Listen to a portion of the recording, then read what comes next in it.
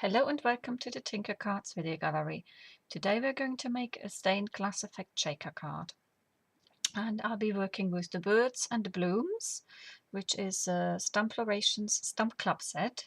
And you have like 3 images of birds and 3 blossomy bits and then quite a few sentiments. For today's card I've chosen to work with the daffodils, and the best wishes sentiment. I was just looking where it was, I just couldn't see it. And I'm also going to bring one or two stamps in from the Distressed Floral Swirls, also by STAMPlorations. Now I had a little trial run with the stained glass effect, and this is what I did. I sort of basically stamped it on card and I put my piece of acetate over it and coloured it in, and I tried to get a few other bits in, but it didn't. I'm not happy with the way it worked out, especially as I couldn't colour the bigger pieces in very well. So, and the idea was to have it in a sort of frame so you get the shimmery glassy effect with it. I'm going to do it a bit differently now, as I'm going to stamp on my front side with StazOn ink and then colour it in from the reverse.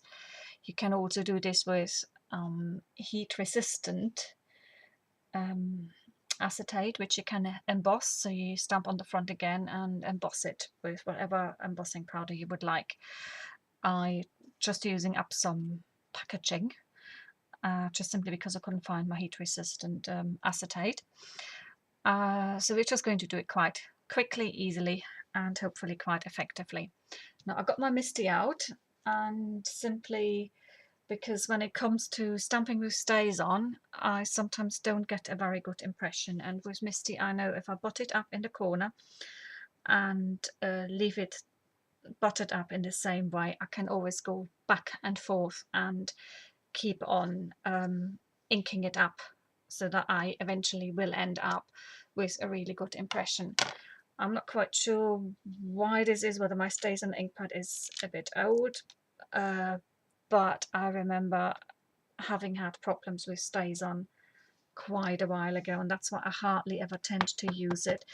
So I've already got my stamps on the lid, and I sort of centered them here before picking them up with the lid so that they'll be in the exact position where I need them.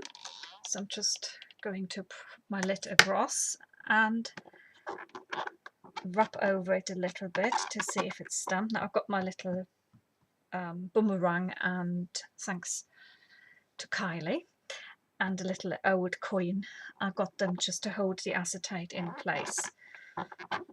So let's just see, that should hopefully lift up quite nicely. It hasn't quite, it's sort of sticking a bit, but I know if I get it back in I can always go back over it. And as you see, it hasn't quite done what I had hoped it would do, that it gave me a good impression. So all I do is I butt it up again into the corner, pop these down, and really make sure that I'll ink up a little bit better and a bit more. And a good thing about StazOn on acetate, if it doesn't work, you can always go over it, get your StazOn cleaner out and a tissue, and wipe it off and then stamp again. So let's just see, this hopefully should do the trick.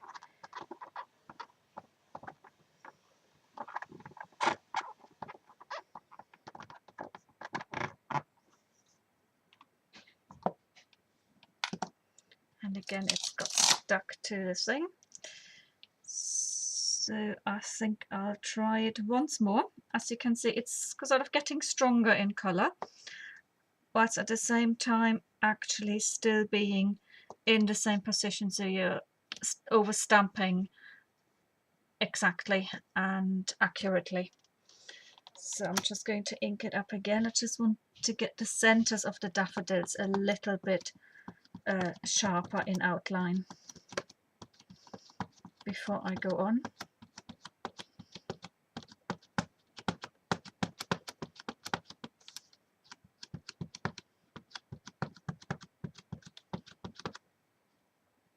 Okay, so that's all buttered up in the corner again, as it should be.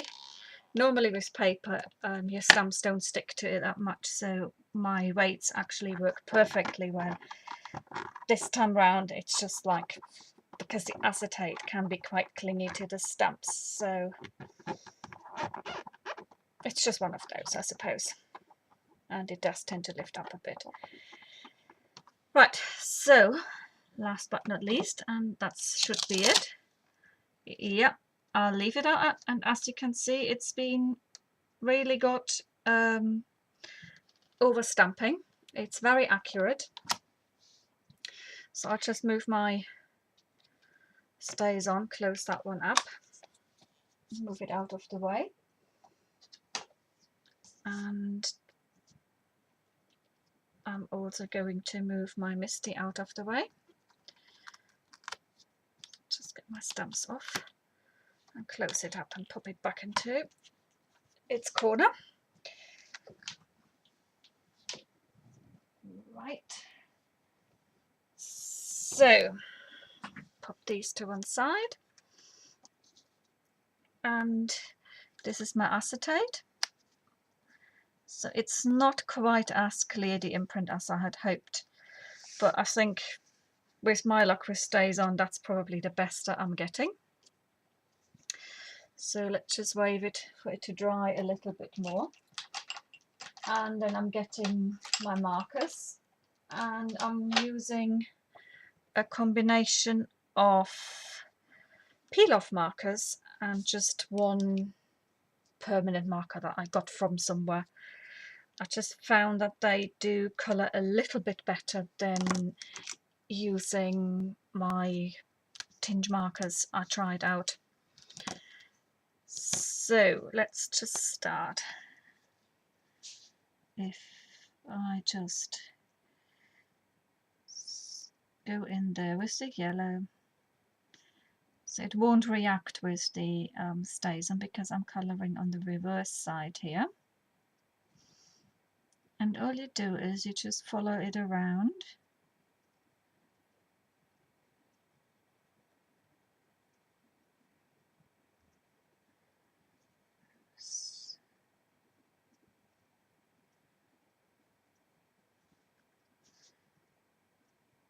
You need to keep going. You can't go sort of like jump to from one thing to another, because it might show up a little bit in even if you go over bits again, it looks as it gets a bit more uneven as you do that. So the best is to just do it quite quickly and as accurately as you can straight away. As you can see, I've done here, so you've got like a couple of little dots in there, and now I've waited a little bit and I'm not getting quite the same coverage as I would otherwise, but it's okay.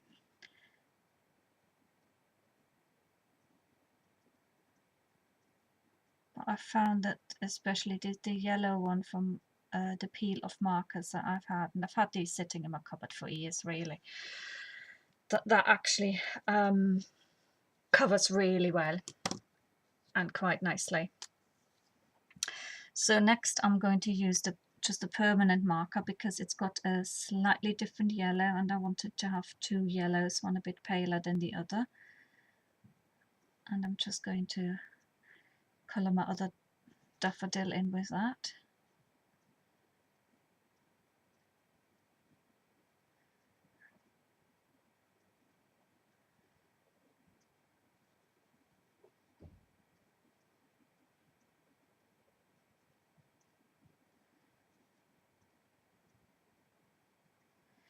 So that doesn't cover quite as well as the peel-off marker, but I wanted to have two different shades of yellows, as I said earlier already. And it will be okay, it will just look alright.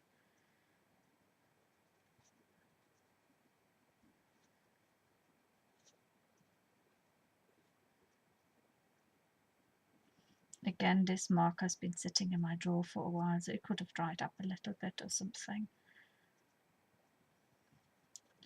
But sometimes quite nice to go back to mediums that you've used a while ago and have a second look at them and see what to do with them. I used to literally got these years and years ago, just to colour peel-offs really, and then I've gone off peel-offs and never used them again. So hence just trying this out is actually quite nice, and it will give me quite a good opportunity to use these markers again. And the peel-off marker's actually got a really nice sort of soft brush for the colouring in, which is quite good as well. Makes the colouring in a little bit easier than with the stiffer head that the permanent marker had. So, and then just a little bit of brown to go in the center, and then that's that done. Initially I had thought I'd frame it and I was going to go overboard, and then it didn't quite work out, so I thought let's just do a nice quick and easy card. So if you give this a little while to dry,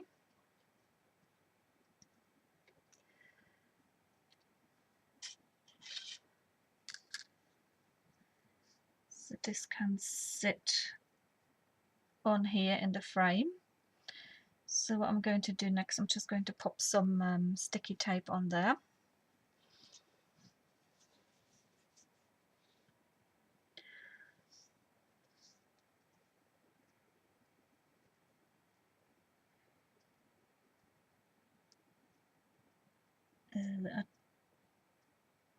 It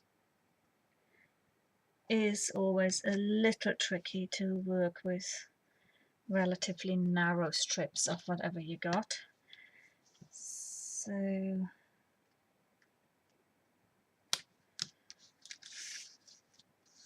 whilst that is drying, I thought I got enough time to fiddle about. Let's get the other side on.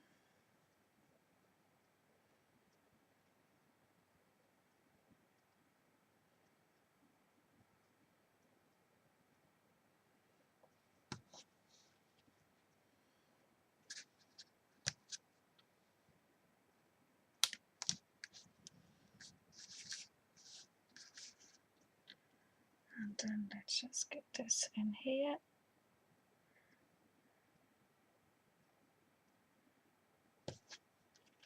Yes, this doesn't need to be absolutely sort of closing up to the edges, because we're not going to put anything in between the acetate and the frame.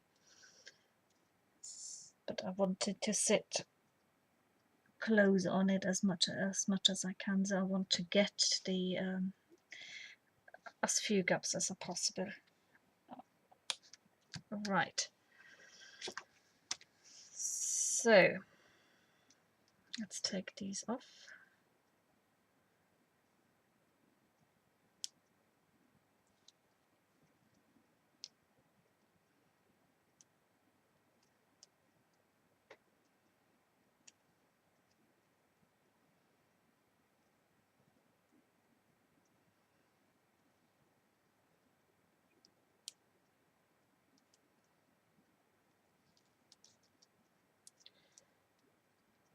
Okay, and the last one.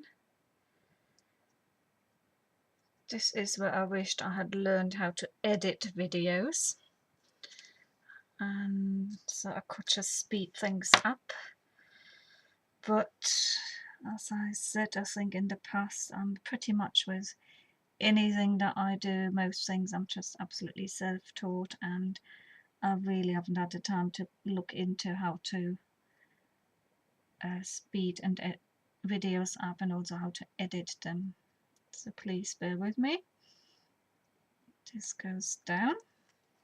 So what I did is I actually cut the acetate a little bit narrower than what my frame was going to be like. So we got this here. that's what it will look like.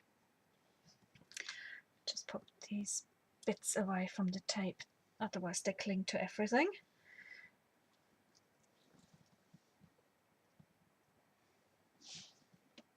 So that's that, and all we need to do now next is get some foam tape on here. So I've got some thin one too that should quite nicely fit around the edge, and this is where I need to make sure that it is absolutely flush, so that all the little bits that are going into the inside, that they be staying in.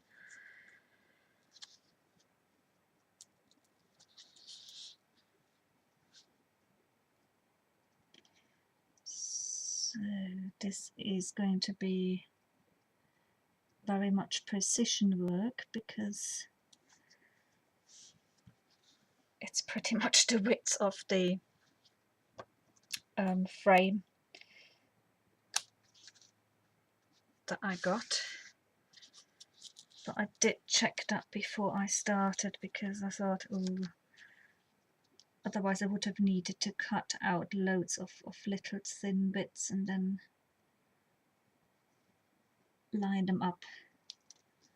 But with this here,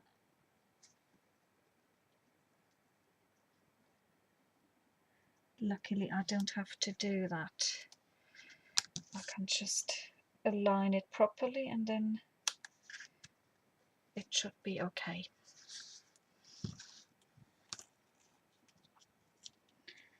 Because I don't like cutting a sort of foam tape in little thin strips and then try and get them on.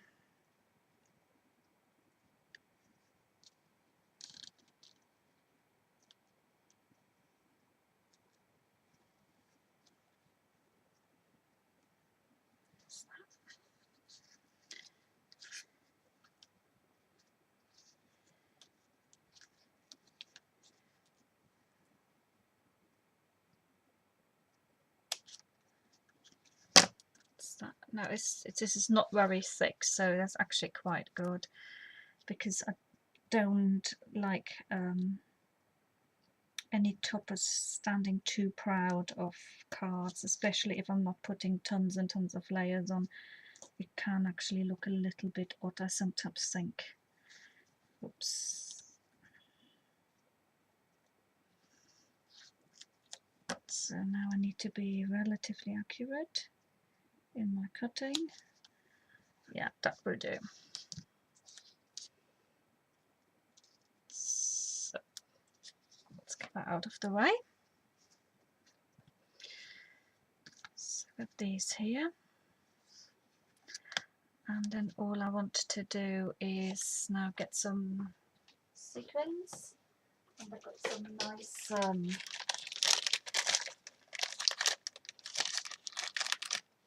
green and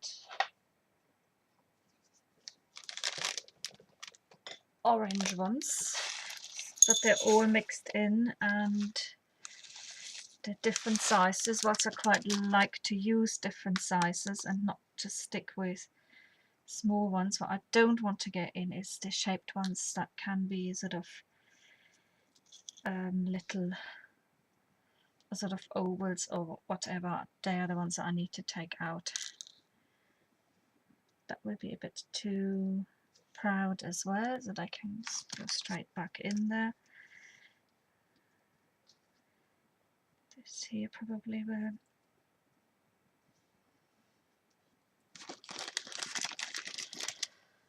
Ooh, this is for, I wished I probably would have also prepared this a bit better.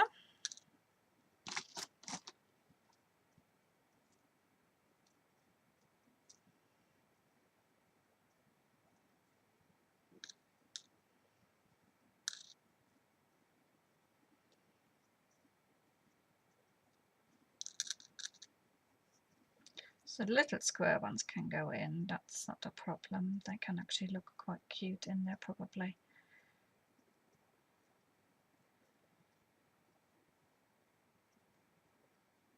That's not the one that I wanted.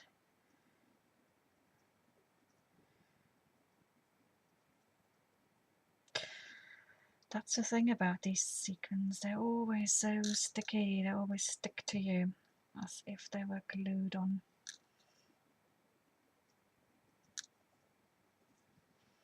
So I don't mind them being different sizes, because I think that will just, given that my image isn't quite as big, it will just sort of add some extra interest.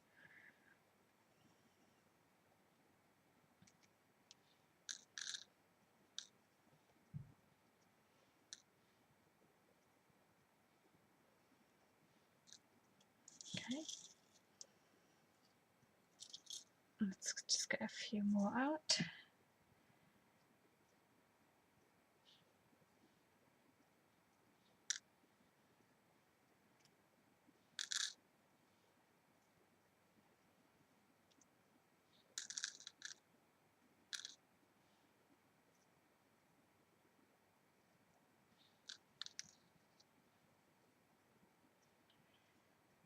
Right.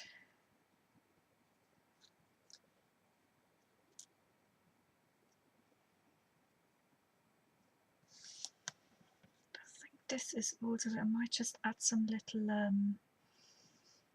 I've got some seed beads which I've had for ages.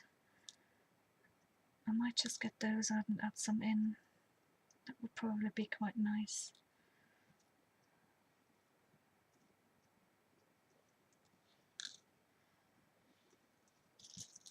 Right, so let's pop these to one side, if I can.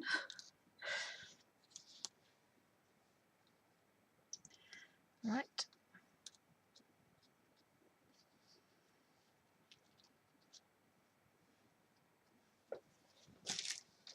So I've just had them here, so they're sort of green as well. I wanted to add a little bit of green to it, and not just being quite sort of like yellow and orange. So I'll just open that pack up. Again, something I've had sitting in my cupboard for ages.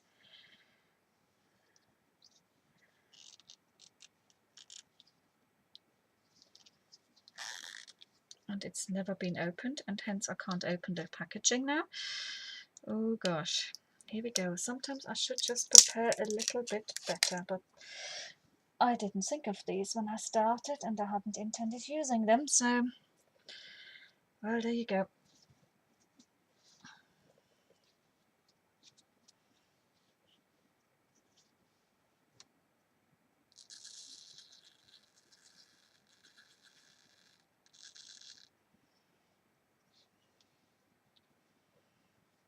So these are in, and what I've discovered is I probably put another little bit up there, otherwise they are so tiny that they probably would fall out.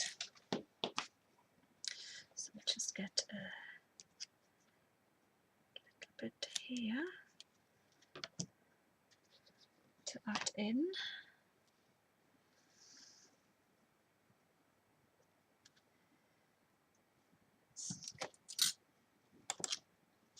Let's get a toothpick for that. I find toothpicks are really, really good tools to have in your crafting sort of repertoire, because you can use them for all sorts, putting on beads and whatever.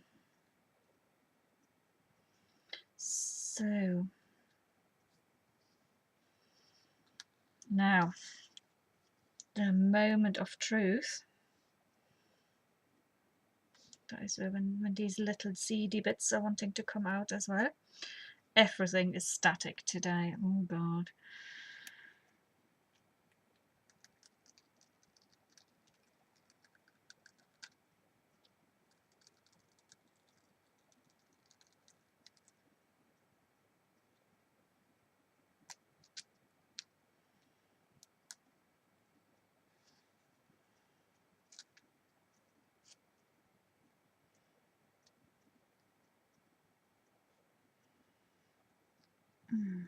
Can I get this up now? No, let's start with this here then. Right, so next I really think I need to look into editing my videos. They're just getting longer and longer, and you probably get bored just watching me fiddling about. That's that. On the other hand, you might be quite glad, because you think you're not the only one who does sort of takes time, and where things occasionally don't work out the way you want them to. So that's how I actually sort of got into making videos. I saw a video by somebody, but I actually learned an awful lot from that, because I sort of just was able to follow her sort of process, and it sort of actually encouraged me to try it myself. Whereas when something is really sort of absolutely sort of smooth and edited and whatever, I'm not so sure I always learn that much from it. Whereas I learn from sort of watching it, yes, but I like also to hear about thought processes behind what people are doing. So hopefully that's what I'm providing you with. Right, I've now removed all the sticky, and now I need to put my backing on as well as I can, as straight as I can. Again, that is slightly, I cut it slightly smaller than the frame, because I'd rather have it not going entirely to the edge than having to get into trimming it off. So now the moment of truth. And there you go, there are a couple of bits that have become stuck in the shaker, as shaker elements. But it sort of looks quite sort of fun. I'm a bit disappointed that the best wishes isn't as readable as I had hoped. I thought you could still see that relatively well. You can, if you sort of move it about.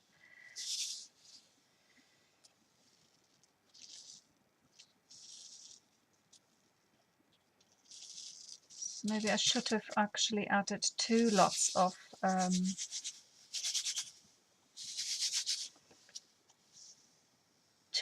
tape. That probably would have enabled the sequins to move a little bit more freely, but then actually they do sort of like get stuck underneath each other in a way, so it's just one of those things, I suppose. And it sort of looks a kind of fun. Right, let's get on and just let's finish this.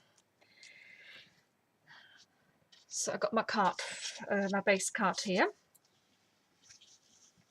Now I thought this is just going to sit on here quite easily, and at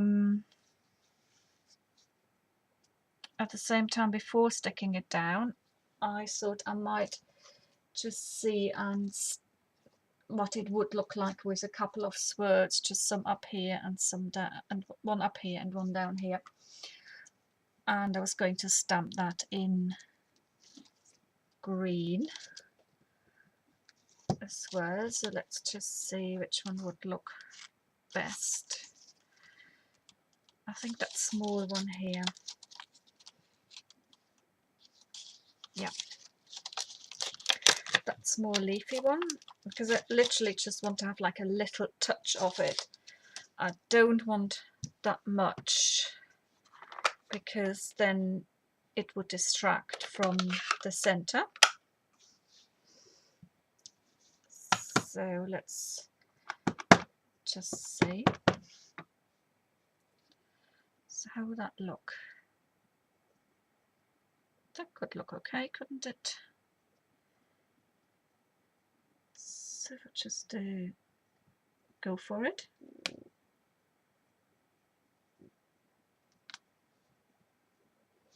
Just a little bit there, and then just the other side.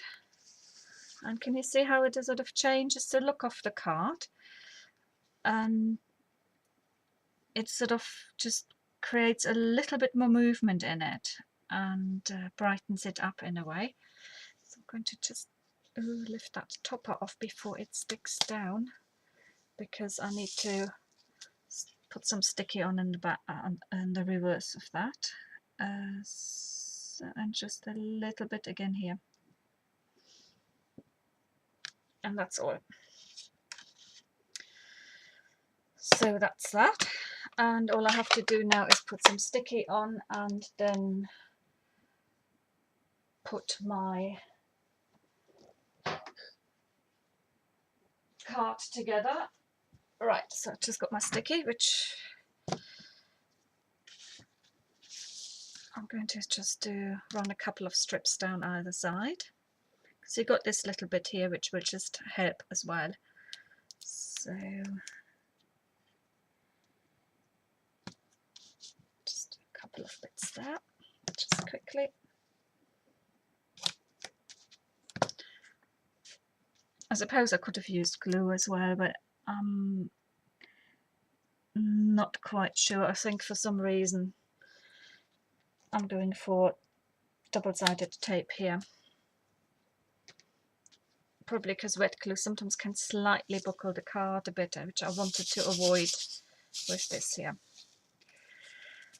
Okay, so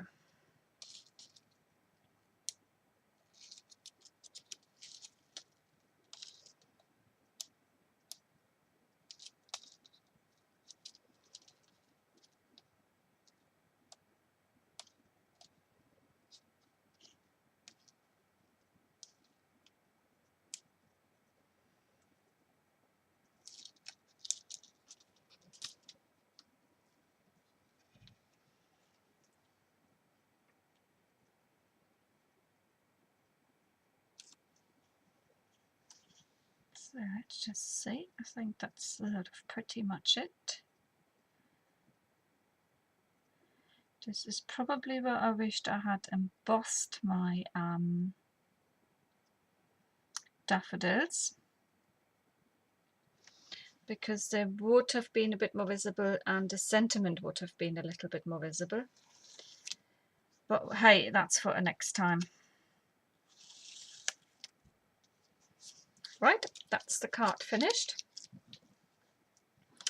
And in some ways, even though the sentiment isn't quite as visible, if you check it, oh, there is something in there. So there's a little bit of magic that comes out of that too, with the best wishes becoming visible once you move the shaker card.